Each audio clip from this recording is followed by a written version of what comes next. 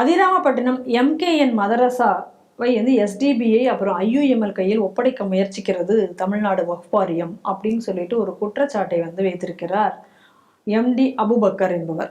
இந்த MD Abu Bakr என்பவர் வந்து கோட்டை அமீர் மதநல்லிணக்கு விருதை பெற்றவர். இவர் வந்து ஒரு கடிதம் எழுதியிருக்கிறார். யாருக்கு எழுதியிருக்கிறார்னா தமிழ்நாடு வக்ஃப் வாரியத்துக்கு எழுதியிருக்கிறார். அதை வந்து காப்பி 2 அப்படின்னு போட்டு மத்திய உள்துறை அமைச்சர் அப்புறம் தலைமைச் செயலகம் இவங்களுக்கெல்லாம் அந்த கடிதத்தை அட்ரஸ் பண்ணி அவர் எழுதியிருக்கார்.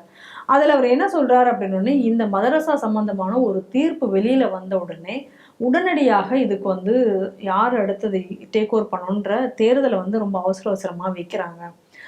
அதுக்கான ஒரு ப்ரிப்பரேஷன் எதுவுமே இல்லை, அவசர கதியில் அதை இப்போ நீங்கள் உடனடியாக வைக்க வேண்டிய அவசியம் என்ன அப்படின்னு கேட்டிருக்காரு. அது மட்டும் இல்லாமல் அவர் என்ன சொல்கிறாருன்னா, ஒரு பெரிய அமௌண்ட்டை நீங்கள் வந்து வாங்கிட்டு SDBI அப்புறம் IUML அந்த இயக்கங்களுடைய ஒரு அது அவங்களுடைய ஒரு முகவரியாக அந்த மதரசாவை மாற்றுவதற்கு அவங்க முயற்சி பண்ணுறாங்க. அது யார் மூலமாக அப்படின்னு சொன்னால், இவங்க இயக்கங்களில் இருக்கக்கூடிய சகாபுதீன் அப்படிங்கிறவரை தான் இப்போ அவங்க வந்து கொண்டு வர பார்க்குறாங்க. இதன் மூலமாக இதை இப்படி மாற்ற முயற்சி பண்ணுறாங்கன்னு ஒரு குற்றச்சாட்டை வைத்திருக்கிறார். தொடர்ந்து இந்த வக்ஃப் வாரியத்தை பொறுத்தளவில் இந்த வக்ஃப் வாரியம் என்பது முஸ்லீம்களுக்கு துரோகம் செய்து வரக்கூடியதுங்கக்கூடியதை பல முறை நம்ம சொல்லியிருக்கோம். ரெண்டாவது, இது வந்து ஒரு ஃபேஷன் ஆகிட்டு இருக்கு. இன்னும் சொல்ல போனால் இதுக்கு முன்னாடி என்ன நடந்துச்சுன்னா, ஷியா முஸ்லீம்களுக்குள்ள சொத்துக்களை பிடுங்கி எடுத்து இந்த மாதிரியான பயங்கரவாத குழுக்களுக்கு கொடுக்கக்கூடிய நடவடிக்கை நடந்தது. இது சுருக்கம் சொல்ல போனால் இந்த எல்லிஸ் ரோட்டில் இருக்கக்கூடிய மசூதியை பற்றின விவரங்கள்லாம் கூட நம்ம சொன்னோம். இதில் இன்னும் ஒரு விஷயம் என்னென்னா, அந்த ப்ராப்பர்ட்டி சம்பந்தமான ஒரு விஷயத்தை சொன்ன உடனே அங்கே உள்ள ஒரு துலுக்கனுக்காக ஸ்ரீ டிவிக்கு ஒரு மிரட்டலை வேற அந்த லோக்கலில் இருக்கக்கூடிய ஒரு இன்ஸ்பெக்டர் கொடுத்தாருங்கக்கூடிய செய்தியும் நம்ம முன்னாடி பார்த்துருக்கோம். இப்போ என்ன அப்படின்னு சொன்னால், இது சுன்னி துலுக்கர்களுக்குள்ளது தான். அதிலிருந்து அவங்கள்ட்ட பிடுங்கி இன்னொரு இப்போ SDPன்னு நமக்கு தெரிஞ்ச விஷயம், ஒரு பயங்கரவாத அமைப்பு. இப்போ வந்து நீங்கள் திருப்பரங்குன்றம் பிரச்சனைக்கு பின்னாடி அந்த அமைப்பு தான் இருக்குது, IUML அதுக்கு பின்னாடி இருக்குது. ஸோ இந்த மாதிரியான பயங்கரவாத துலுக்கர்களுக்கு இதுக்கு அவர்கள் கைமாற போகிறது. இதை வந்து லோக்கலில் இருக்கக்கூடிய ஒருத்தர் வந்து இன்னைக்கு வந்து கம்ப்ளைண்ட் கொடுத்துருக்காரு. இது என்ன அதை கவனிக்கணும்னா, அவசர கதியில் தேர்தல் நடத்தி அதை செய்வது. அதாவது என்னன்னா, கோர்ட்டு வந்து சில விஷயங்கள் இல்லீகல்னு சொல்லுது. அப்போ இந்த இல்லீகல்னு சொன்னதை நான் லீகலைஸ் பண்ணுறேன், ஆனால் அதே அயோக்கியத்தனத்தை நான் லீகலாக பண்ணுறேன். இந்த வக்ஃப் வாரியத்துக்கு இந்த அதிகாரம் கிடையாதுங்கிறதையும் ஒரு மென்ஷன் பண்ணியிருக்காரு. வக்ஃப் வாரியத்துக்கு இல்லாத அதிகாரத்தில் வக்ஃப் வாரியம் செயல்படுகிறது. அப்போ இதுக்கு தான் இந்த வக்ஃப் வாரியம் எதற்கு தேவைன்னு நம்ம இப்போ கேட்குறோம். ஏற்கனவே திருப்பரங்குன்றம் பிரச்சனை வரும்போது இதே விஷயத்தை தான் நான் சொன்னேன். ஏன்டா உங்களுக்கோ தர்கா இருக்கக்கூடாது, ஒழிக்கணும், ஷிர்க்குங்கிறிய. அப்புறம் நீங்கள் என்ன மண்ணாங்கட்டிக்கிட்ட அங்கே திருப்பரங்குன்றத்துக்கு போகணும். நவாஸ்க்கு நீக்கி தர்காவில் நம்பிக்கை உண்டா? கிடையாது. அப்புறம் இவர் ஏன் இங்கிருந்து அங்கே போனார்? அப்போ எதை நம்ம புரிஞ்சுக்கணும் அப்படின்னா, எப்படியாவது முஸ்லீம்களை பொறுத்தளவில் இந்துக்களுக்கு மீது ஒரு வெறுப்புணர்வை வைத்து அதை வைத்து அரசியல் செய்ய வேண்டும். அப்படி வரும்போது என்ன ஒரு அட்வான்டேஜ் இருக்கும்னா, பாரு உன்னை ஹிந்துக்கள்லாம் அழிச்சு விடுவான், அதனால உன்னை பாதுகாக்கணும்னா நீ என்ன நம்பியே இருக்கணும் அப்படின்னு ஒரு 10 பயங்கரவாத குழுக்கள் இந்த மூளைச்சலவை செய்யும். இந்த திமுக, காங்கிரஸ் இந்த மாதிரியான கட்சிகளுக்கு இன்னைக்கு அதிமுக உட்பட இவனுக்கெல்லாம் உடனே இவனுக்கு ஆதரவு தெரிவிப்பான். ஏன் ஆதரவு தெரிவிப்பான்னா, இவனாட்டவன் இவனுக்கு ஓட்டு போடுவான். அப்போ இது நம்ம புரிஞ்சுக்கணும். இந்த ஏற்கனவே நான் ஒரு சபதமேற்பு விழாவில் பேசின விஷயம், இந்த நாட்டோடு எதிரிகள் யார் அப்படின்னு. அதில் இந்த பயங்கரவாத துலுக்கர்கள், இந்த துரோக இந்த இந்த மதம் மாற்றும் மிஷனரிகள். அடுத்தது இவர்கள் எல்லாம் ஏன் வாழறான்? என்ன இந்த நாட்டில் இருக்கிற அரசியல்வாதி இவனுக்கு இடம் கொடுக்குறான், இல்லைன்னா இவன் வாழ மாட்டான். இந்த அரசியல்வாதி எதனால வாழறான்? ஹிந்துக்களுக்குள்ள விழிப்புணர்வு இன்மையினால் வாழ்கிறான். இப்போ ஹிந்துக்கள்கிட்ட விழிப்புணர்வு இல்லாத காரணத்தினால சுருக்கம் ஓட்ட ஒட்டுமொத்தமாக வாங்கிடலாம். இந்த பயங்கரவாதியை வச்சு துருக்கம் ஓட்ட வாங்கிடலாம். இப்போ ஹிந்துக்களை ஏதாவது ஜாதியை சொல்லியோ எதையாவது சொல்லி பிரித்து கொஞ்சம் ஹிந்து ஓட்டை வாங்கியாச்சுன்னா நம்ம ஜெயிச்சுடலாம். இதுதான் இன்றைக்கி உள்ள எல்லா அரசியல் கட்சிக்காரனுக்குள்ள ஒரு கால்குலேஷன். திரு அன்புமணி ராமதாஸ் அவர்கள் இப்போ இடையில் ஒரு கூட்டத்தில் பேசும்போது சொன்னார், இந்த நாட்டில் இருக்கிற திராவிட கட்சிகள் தான் ஏன் வன்னியருக்கும் பறையருக்கு இடையில பிரச்சனையை உண்டாக்கி சகோதரமாக இருக்கக்கூடிய மக்களை வைத்து அரசியல் லாபம் அடைந்து கொண்டிருக்கிறார்கள் இடையில திரு அன்புமணி ராமதாஸ் அவர்கள் பேசினார்கள். ஸோ இதுதான் இந்த ஸ்ட்ராட்டஜி.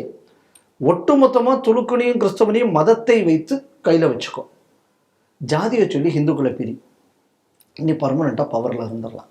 அப்ப இதனால் யாரு பாதிக்கப்படுகிறார்கள்? நீ ஆட்சிக்கு வரதை பத்தி பிரச்சனை இல்லை. பள்ளிக்கூடத்துக்கு போக வேண்டிய ஒரு துணுக்க போய் குண்டு கொண்டு போறான். நாட்டுல சக ஹிந்துவோட சாதாரணமா சாப்பிட்டு பழகக்கூடிய கிறிஸ்தமே இது சாத்தானுக்கு படைச்சது, நான் சாப்பிட மாட்டேன்னு சொல்லி பிரிவினையை வளர்க்கிறான். இந்த பிரிவினைவாதம் வளர்வதற்கு காரணம் என்னன்னா, இந்த அடிப்படைவாதிகள் தான் இந்த மதத்தின் அடையாளம் என்று ஆக்கப்பட்டார்கள். எவனாவது ஒருத்தன் அப்துல் கலாம் வந்து அவங்க தலைவர்னு சொல்லியிருக்கானா? குருவையை சொல்லலையே. கிடையாது. குண்டு வச்ச கோவை பாஷாவை தலைவர்னு சொல்றான். அப்ப இந்த மாதிரியான மென்டாலிட்டி இருக்கக்கூடியவர்கள், இந்த மாதிரியான பயங்கரவாதிகள் தான் இந்த சமுதாயத்தின் தலைவர்கள் என்று அடையாளப்படுத்துவது இந்த மாதிரியான அரசியல் கட்சிகள். இன்னைக்கு இந்த மாதிரியான கட்சிகள் இந்த வக்ஃப் போர்டெல்லாம் கையில் வச்சுக்கிட்டு இருந்தால் இந்த சொத்தம் போட்டியும் சாப்பிடுகிறார்கள். திருடுறதுலையும் பிஹெச்டி. இப்போ அவன் என்ன சொல்கிறான்? நான் திருடிக்கிறேன் காசை. நீ இதெல்லாம் கையில் எடுத்துக்கிட்டு மக்களை மூளைச்சலவை செய்து நீ பயங்கரவாதி ஆக்கிக்க. பயங்கரவாதியாக ஆக்குவது இவர்களுக்கு லாபம். அந்த பணத்தை திருடுறது இந்த அரசியல் கட்சிகளுக்கு லாபம். அப்போ இந்த வக்ஃப் சட்டத்தை வைத்து இன்று பயன்படுவது யார் அப்படின்னா, ஒன்று பயங்கரவாதி பயன்படுறான், இன்னொன்று திருடித்துங்கிற அரசியல்வாதி பயன்படுறான். இன்னைக்கு இப்போ இவர் இந்த விஷயத்தை ஃப்ளாக் பண்ணியிருக்காரு. இப்போ இவருக்குள்ள பாதுகாப்புக்கு என்ன உத்தரவாதங்கக்கூடிய கேள்வி நமக்கு வருது. இதை தமிழக அரசு உறுதி செய்ய வேண்டும். ஏற்கனவே மத்திய அரசுக்குள்ள இன்டர்வென்ஷன்னால நம்ம திருவல்லிக்கேணி பக்கத்தில் இந்த ஷியாக்களுக்குள்ள அவர்களுக்குள்ள சொத்து அவர்களுக்கு மீட்டு கொடுக்கப்பட்டது. அதுக்கப்புறமும் அதுக்குள்ள உரிமையாளர் உள்ள போகும்போது இவங்க பக்கத்தில் இருந்த பயங்கரவாத குழுக்கள் உள்ளவங்க பிரச்சனை பண்ணாங்க. அதனால இப்படி ஒரு பாதுகாப்பற்ற சூழல் தமிழகத்தில் இந்த திமுக ஆட்சியில் ஏற்படுத்தப்பட்டிருக்கிறது. ரெண்டு விஷயம் நல்லா தெரிஞ்சுக்கணும். வழிபாட்டுல பல வேறுபாடுகள் இருக்கலாம். ஒரே வழிபாட்டு முறையில பல சித்தாந்த சிக்கல்கள் இருக்கலாம். அரசியலுக்காக இன்று பல வழிபாட்டு முறைகளை முஸ்லிம்களாலேயே இன்னைக்கு செய்ய முடியவில்லை என்ற நிலை இந்த தமிழகத்தில் உருவாகி இருக்கிறது. இது ஹிந்துக்களுக்கு எவ்வளவு பெரிய ஆபத்து, இந்த தேசத்துக்கு ஒரு பக்கம் ஆபத்து, இது எல்லாத்தையும் கூட துலுக்கர்களுக்கு இது ஆபத்து. ஒரு 10 பயங்கரவாதியை தான் நீங்க எப்படி தோழணும், என்ன சொல்லி கொடுக்கணும் மதரசாவில், நீ எங்க போகணும், நீ தர்காவுக்கு போகணுமா மசூதிக்கு போகணும், இதெல்லாம் இந்த 10 பயங்கரவாதி தான் தீர்மானிக்கணும் அப்படின்னு சொன்னா, அப்ப இவ்வளவு நாளும் இருந்த உங்களது பாரம்பரியத்திற்கு இன்றைக்கு ஒரு இழுக்கை, ஒரு நிலை, அந்த நிலையை பெற்றிருக்குமா இனிமே உள்ள காலங்கள்ல அப்படிங்கக்கூடிய சவால்களை இன்று யார் ஏற்படுத்துகிறார்கள் என்பதை நீங்க புரிஞ்சுக்கணும்.